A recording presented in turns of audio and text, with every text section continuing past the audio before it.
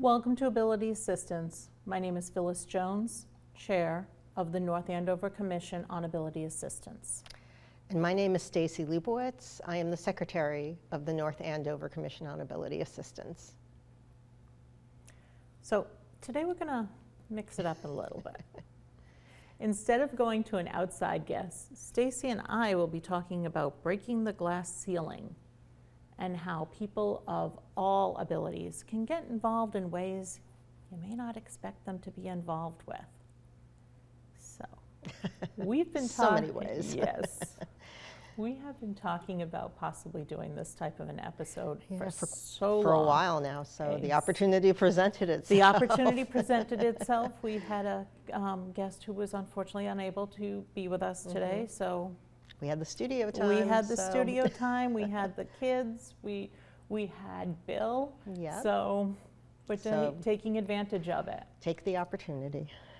So I guess let's put it out there because you and I both have different disabilities, and we'll kind of share about what our families have done, and then explain how people can get involved in different ways. Yep. I'll go first. Sure. Okay. Go for it. I have polycystic ovarian syndrome, which in and of itself is not a disability. It's just a pain. But because of PCOS, they call it a syndrome because unlike diabetes where everybody gets the same exact thing, there are 5 million different combinations of fruit salad that you can get. Yep. And one of the lovely things that I got was a specific type of epilepsy. It's taken me how long to be able to say I have epilepsy? You were with me when that finally happened. Yep. It was easier for me to say, I'm prone to seizures because my hormones are related to PCOS. Right. Blaming it on it being a female thing just seemed a lot easier than just saying, You have epilepsy. Yeah. Because there's a stigma associated with epilepsy where people see on the television, oh, somebody has epilepsy, they drop into a grand mal seizure, and they become... Right, and that's not necessarily the case. Exactly, there are tons of different types of epilepsy. Also, my son has epilepsy, a very different type of epilepsy. Right. But when he needs treatment from, a specific type of doctor, or sometimes he needs to go somewhere for assistance, they're afraid to take him in because they hear the word epilepsy. They're like, oh, we don't have the medical capability to handle that. Right. Neither one of us have rescue meds. Neither one of us have a rescue plan. That's something that typically occurs when you're talking about the traditional, what people see on television. Oh, they had a seizure, they dropped to the ground, and their eyes are rolling back and they're twitching all over the place. But believe it or not, there are things called like laughing epilepsy. Yep. I've actually seen commercials around that for medication to support that. Yeah. And that was information I had never known, so it's... I learned about it in my other job, Yep. dealing with something where the person was saying they were having problems because they were not being accepted because they had this laughing epilepsy. And I didn't believe it myself. I'm like, oh, come on, laughing? And I looked it up and it's real. And it's real. So, I mean, I'm insulin resistant, but I'm not diabetic. Right. Which is this very lovely combination that moves into my fruit salad. I can't take anxiety or depression type of medication because those medications lower your seizure threshold, and putting somebody with epilepsy on a medication that lowers your seizure, not a good combo. Not a good combination. Right. So instead, I have Mr. I don't want to be in front of a camera right now, who's back in training because I've had to start taking him to the office because I'm going back to the office now between 3 and 5 days a week. Right now it's 5 days a week. Right. What about you? Oh, I have a fruit salad of my own. One of the lovely things. Or a chef salad, Yeah. maybe, I don't know. I prefer fruit. Yeah, so. fruit works, but I also like other salads. Not this kind of salad, but I think to your point too about being able to say what, put the name to it and say it to other people, I think it took me a decent amount of time to get to that point.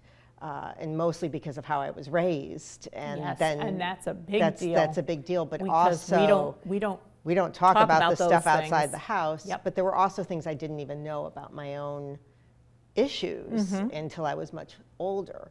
And so my little fruit salad is a mixture of mental health issues, anxiety and depression, which I knew about when I was younger, but it took me a while to get treatment for. Yep. And then ADHD, which I wasn't diagnosed with until a few years ago. Yeah, that was very, very recent. That was very recent. I was actually able to go through, as an adult, an assessment, and that was eye-opening, and it explains so much of the issues that I had.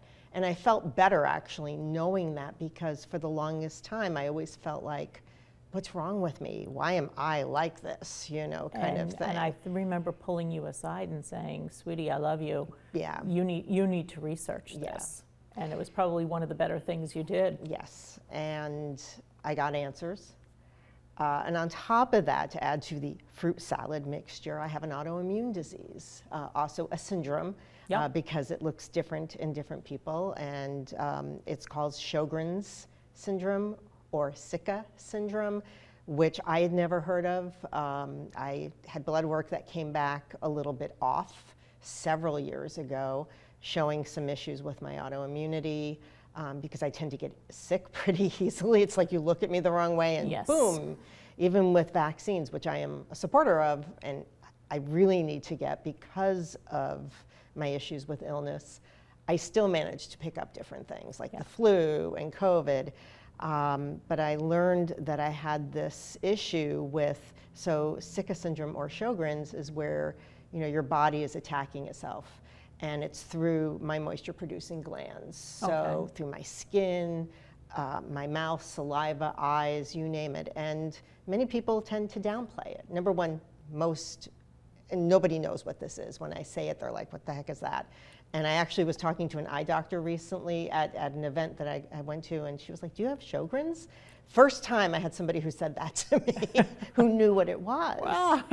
And usually it's downplayed, but, well, you just have dry eyes. Oh, you have just dry mouth. And it's like, no, it's actually worse than that, because it's systematic, and it's connected sometimes to other diseases as well.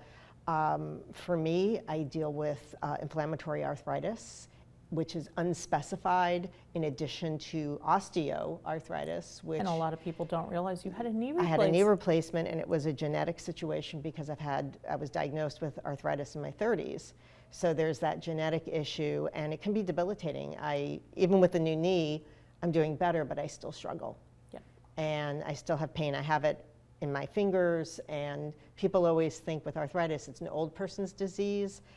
I was diagnosed in my 30s, and it's genetic. And so with that, along with the inflammatory form of arthritis, which is connected to the Sjogren's, on top of the other issues that Sjogren's, like you said, the salad mixture with the syndrome, I may have different symptoms than somebody else. And for me, I struggle with, dry mouth, which can cause dental problems. So I have to be very careful about my dental care. Eye issues, I have to go twice a year to have my eyes checked because of the dryness, and that can lead to infections. I deal with more fatigue than other people because of the arthritis and other things that happen. So it's systematic. And then being susceptible to other illnesses. So I'm always concerned, and even with whatever precautions, I still manage to pick things up. And I've had the flu at least 3 times in the past 15 years, which to me is kind of crazy. And I've had COVID 3 times in just 5 years, even with the vaccines. So, it's something I have to be careful with, and people shouldn't write these things off. I've had that, well, it's just this, it's just that. On the other side, sometimes... How dangerous could it be? How many times have I said, we're not getting together because of the concern. I have the sniffles, and I'm not putting you in danger. Thank you, I appreciate that. But on the other side, I don't want it to inhibit me. from doing, so there's that double-edged Right. sword of, I want to be careful. But and not live But your I'm life. I'm not like a piece of glass that can be broken easily. I don't worry so much with the Sjogren's as much as I do with the mental health issues, because there's still, even today in 2025, so much stigma still around depression, anxiety, And it's even got- with the ADHD, and it's like, come on, people, and- we're in 2025. And so many more people, specifically Gen Z, have more depression, more anxiety as a fallout Of COVID. from the Yeah. lockdown portion of COVID. Yep. Because they didn't have the ability to do what kids do. The socialization, Go the to normal process of being a child Exactly. and growing up. Exactly. So much was lost. And so mental health has just exploded. Yeah. And unfortunately, we're in also a situation where paying Resources. paying for resources for people with all different types of mental health Yeah. It's limited. are very limited. Some people do need medication. Mm-hmm. And then the question becomes, will their insurance carry it? If they're on Medicare, Medicaid, or Mass Health, will they, will those providers carry it? Yeah. And people who need these medications are then sometimes falling through the system. And unfortunately, we know about Mass and Cass in Boston. Yes. And for people who might not be aware, it's a corner in Boston on Massachusetts Avenue, and I think it is called Cass. Yes. Where the people who are homeless there, most of them have either substance abuse concerns or just regular medical concerns where they've needed medication and they've fallen through the system because they didn't have somebody to catch them. Yeah, and the majority, I would say, of those people on Mass and Cass probably have a combination of mental illness and drug addiction. They go hand in hand. For self-medicating. For self-medicating. There's that, your body becomes addicted as well, but there's that combination. Usually they go hand in hand, and I know, and I will say from my own experience with my mother, because in my family there was profound mental illness. My mother had undiagnosed bipolar disorder and self-medicated to try to deal with the mood shifts. And though it wasn't that same level, it was different because she had passed away over 20 years ago. There were different medications involved, but still there was that self-medication need. And that's what happens so many times. You see at least 50%, if more, of the population with mental illness self-medicate like that, or have addictive drinking, different drug use, they smoke more. I mean, it's across the board. It's just, they're trying to grasp. They're trying to grasp. And they're villainized. It's like, well, why can't you pull yourself up by your boots? I mean, I've had people tell me that, and I'm like, okay, I'm doing my best here. And you've got resources. I have resources. I mean, the difference for me, and I will put it out there, because I was diagnosed in the mid-90s when, it was Prozac just started to come out, and I kept it under my hat. Only very few people close to me knew. And it was, I will say, I'm on medication, I'm very open about it, and so I'm on paroxetine, which is a derivative of Prozac, and also ADHD medication. Both of those things have been life-changing in the best way possible for me. The times I've gone off the antidepressant have not been good, and I can tell that. And so to me, like any other medical condition, it's a treatment. I will probably be on it for the rest of my life, and I'm fine with that because you know what? It has saved my life. I will say that very easily. And even though it's not the most comfortable thing to talk about something so personal, but I feel like it's important to deal with the stigma because more people than not will deal with some form of mental illness in their lifetime. Exactly. Let's destigmatize this once and for all. Let's help people to get the help they need, whether it's medication, counseling, whatever. Or a combination. Or a combination, to get to that point where they can live a good life. And it's not just mental health like anxiety, depression. There are, would it be fair to say people with autism are sort of under that umbrella? Yeah. Not completely, but to some degree. Yeah, there's Okay. a lot of stigma there. And there's a huge it's amount of spectrum, different different areas of kids have, and adults Yeah. fall in different areas. And what I think our audience should know is where we've had high school kids in and out of this studio that. Yep. helping us with this show. We got 3 kids in this studio who've been with us, a couple of them have been with us for over 2 or 3 years, who are on, at their own levels, the spectrum. Yep. And they're doing an amazing job in our studio. They're doing an amazing job. We have, sometimes the kids are behind the camera. Sometimes they're working what's called the lower third. So for those of you who are watching, every time you see it poke up, Phyllis Jones or Stacey Leibowitz, that's the lower thirds. That takes... Or dealing with the teleprompter or whatever it is. Or exactly, or the soundboards to make sure we don't sound like, you know... We're yelling at you. Exactly. Or you can't hear us at all. Exactly. And, you know, these kids are volunteering their time. These are real life skills that they're building that can, you know, which goes to sort of what we were talking about breaking the glass ceiling. Because people think, okay, well, you have this, so you can only have this people in a type box. of job. Yep. Yep. Okay, well, I have epilepsy, I have depression, I have anxiety. I'm a lawyer. And I work in a low-level administrative judge type of fashion. Yeah. I mean, I hold a political office. We're both appointed by the select board to be able to do something on behalf of the town. exactly. So I have these things, But but unless I opened my mouth and said something, nobody would know. nobody Well, would there's know. the invisible part, E- right? Which is exactly. what I deal with as well. And it's And, the same and thing. you have a master's degree. Yep. You know, I you went are back in to school. I work for the state as well, and you're in a oversee management, and you position. oversee. I yeah. oversee people. I'm in this capacity with you, working on the commission. There are other things outside of here that I'm very active in. Yep. So it doesn't have to hinder you, and if anything, it can help support you in some ways. You know, when we And talk about empower ability other peop- assistance as opposed to Yeah. disability, you know, how do we frame it? Exactly, and then it's the issue of it can empower you, but empower other people to realize what's missing. Exactly. Something as simple as I was walking Bobo.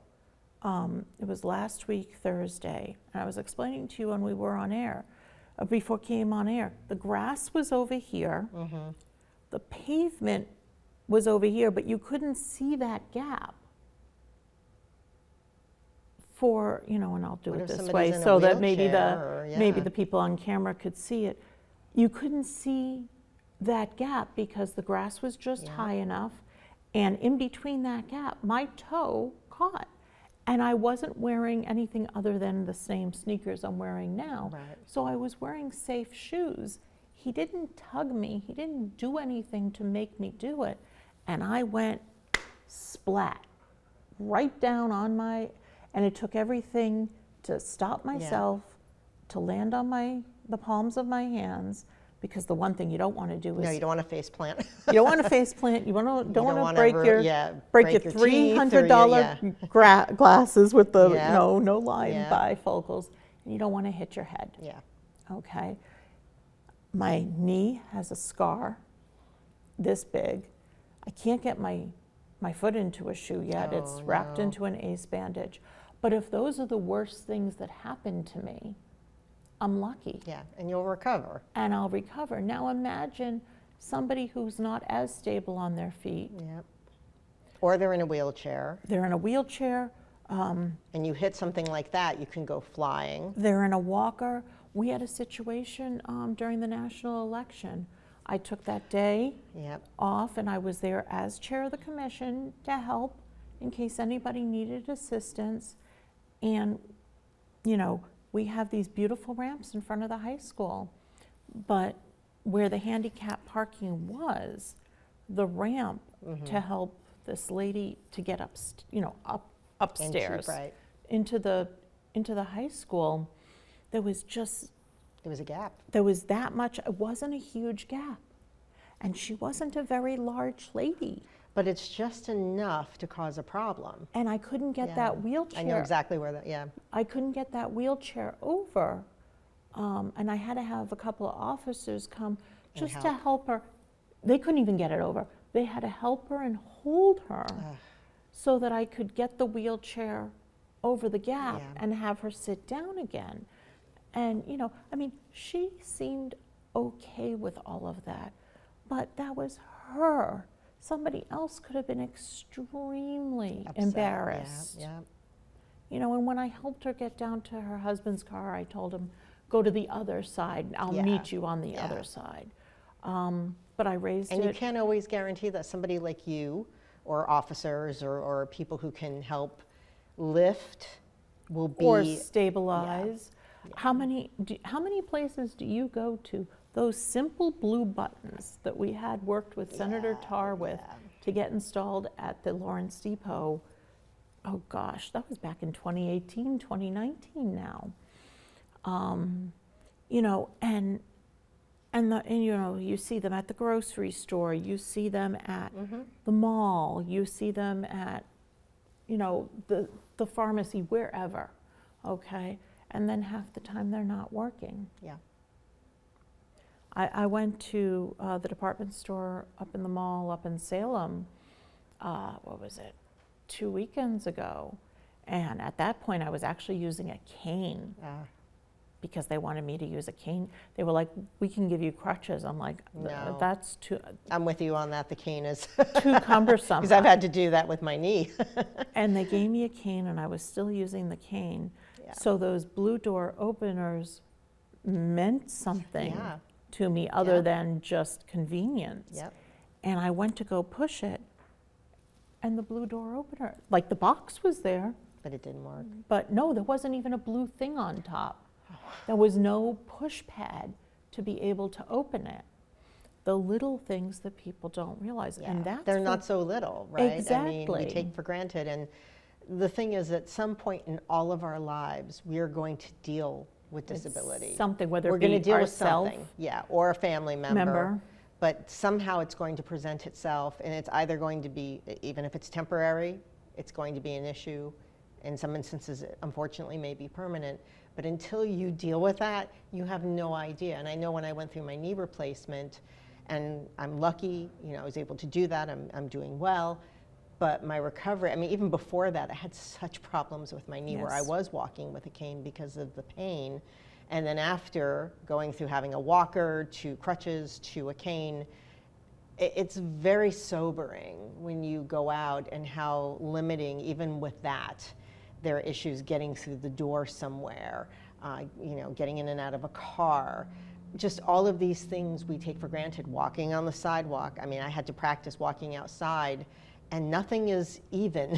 Even the flat surfaces, nothing is even. Even the flat surfaces, they're not even. They're not even. And so there's that, you know, it's concerning. And you don't want to fall after you've had knee surgery. You don't want to fall ever, but yeah. I can easily crack that and have to go back for a revision. That's in the back of my head. And so falling, especially right after, not a good option.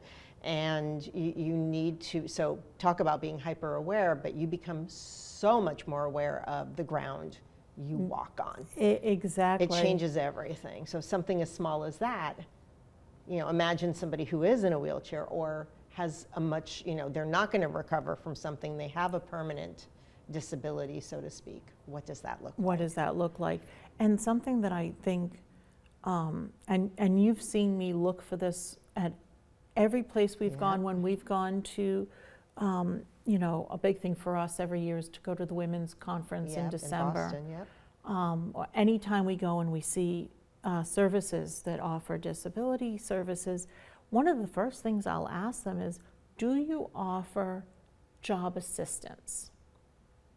Because that's one of the things that there is so much stigma around. And, you know, everybody loved those, Dr.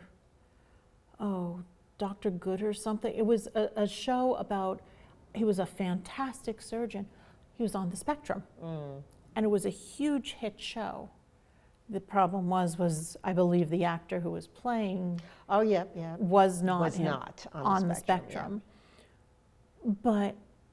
And people were so supportive of that show, and they need to realize that that person shouldn't be limited. If they have the knowledge and the capability to learn that, should be nurtured. And they should be nurtured. Somebody to go to law school, or even one of the kids on the show. Oh my God, he could tell you everything about every car ever imagine. I sit back and I go, hey, I sit back and go, I don't even remember half the time what year my Kia was, you know, but he knows it. Yeah. And he knows about, you know, the different aspects of the car, and, you know, he would make a great auto mechanic, you know, somewhere. He might not be able to do everything, but somewhere along the line do, you know, some auto mechanic work. And we've got a significant lack of that, especially where there's more and more computer programming associated with being an auto mechanic. And I really do think that, from my perspective as somebody who had the concern about coming out, for lack of a better term, you know, when you've got people who do that, you know, we need to really help these people of all abilities break that glass ceiling, support them in their training.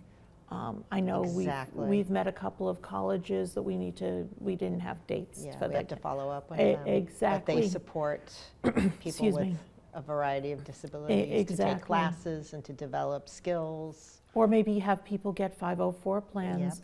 They can do that for work. They can do that for college outside of that K through 12, under 22 time frame. Yeah, I mean, in my capacity, so speaking as a private citizen, taking my commission hat off for 5 seconds, that I do work for Massability, and our whole aim is to provide support for adults to get jobs in the community, to go back to college potentially, to get training, get them back on their feet, get them to independent, self-sufficient, and have a living wage, not something that they can't live on, but to actually be able to sustain life. Congressman Moulton was telling us last time he was on, I think it was his uncle who had Down syndrome, who, you know, could only work a part-time job, could only work minimum wage, because if he did more than a certain financial piece of it, he would lose his benefits. He would lose his benefits. And here are people who want to work. We need the people in the job force. I would just implore, if you are or know somebody or love somebody who has a disability, support them, nurture them. If you are that person, bring light to it. And use your skills. There's no shame. There's no shame. We all have something. We're human beings, for crying out loud. Exactly. And we're complex. The brain is very complex. And that's okay, you know. And I really, because I have a younger sister with a developmental disability and a coexisting mental illness, and it's been my life's work to be in this field. And my son has. It's the same.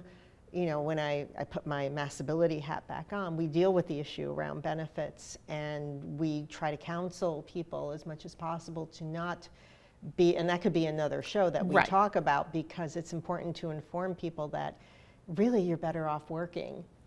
You're going to do so much better, and you can always go back. You can always go back on benefits, but you're going to do so much better working.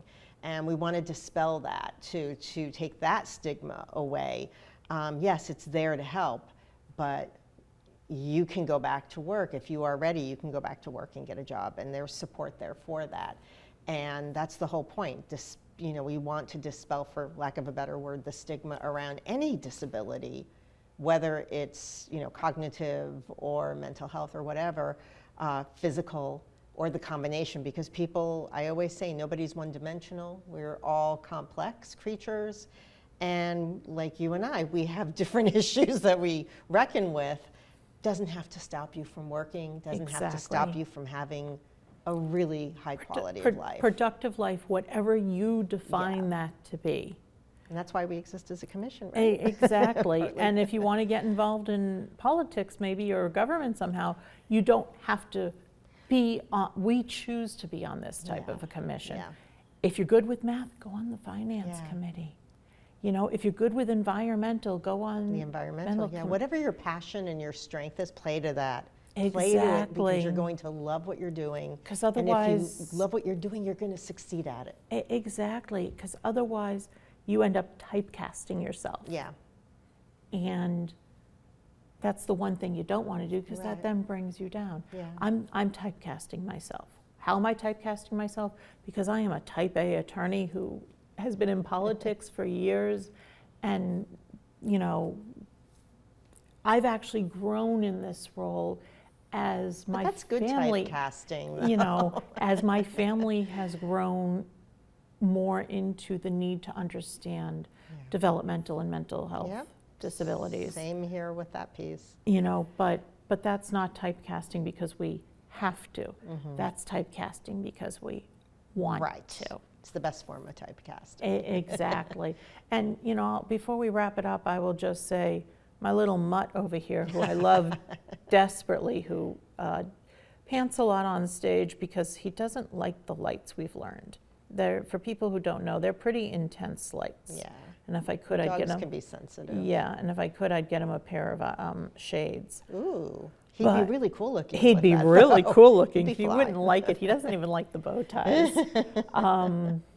But people see service animal, and we've had multiple episodes of the difference between a service animal and a emotional support animal. Yes. And because I can't have medication, this is my option.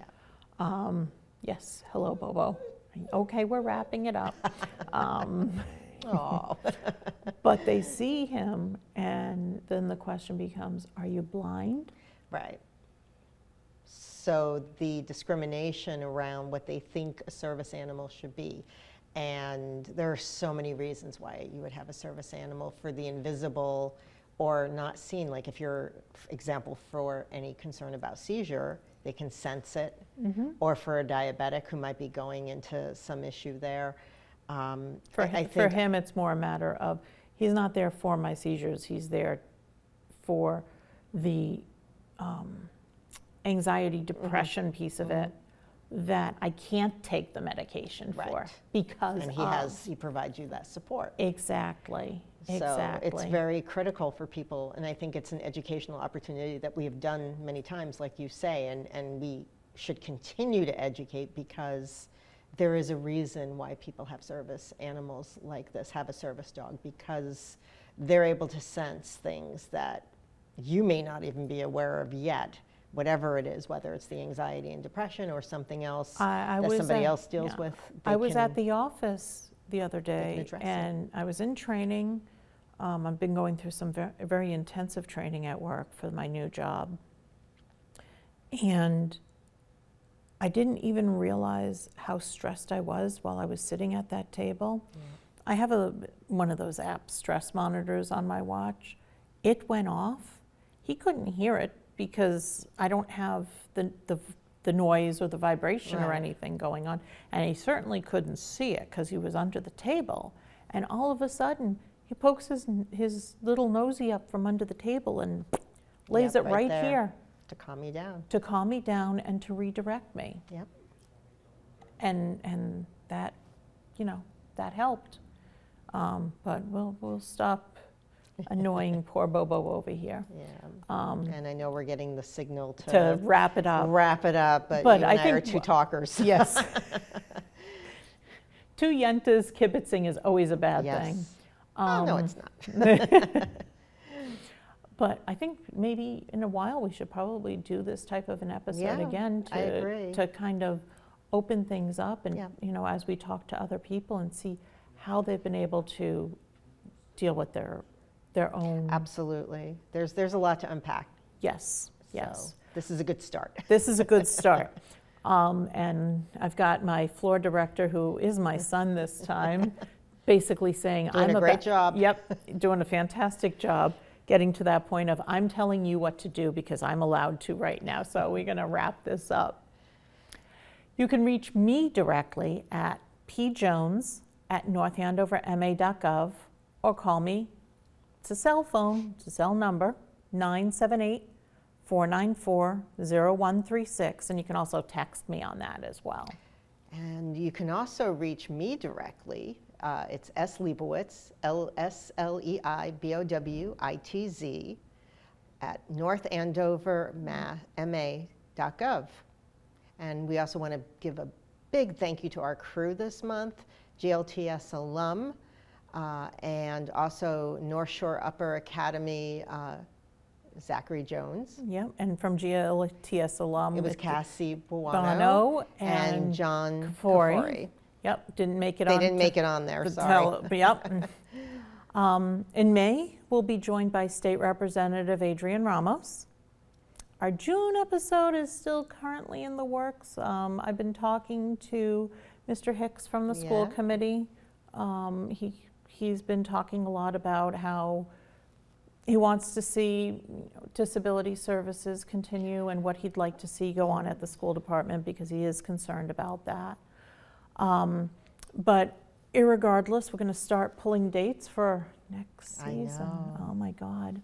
It's a good problem. This is a good problem because we have like probably a dozen places we want to call in anyway. We're working on it. We're on it. Exactly. But we still are consistently looking for new topics to explore here at Ability Assistance. And we would truly love to know what topics you want more information about. If there's any specific topic you'd like to know more about, please email me, text me, call me. And again, my email is pjones@northandoverma.gov. And my cell phone is 978-494-0136.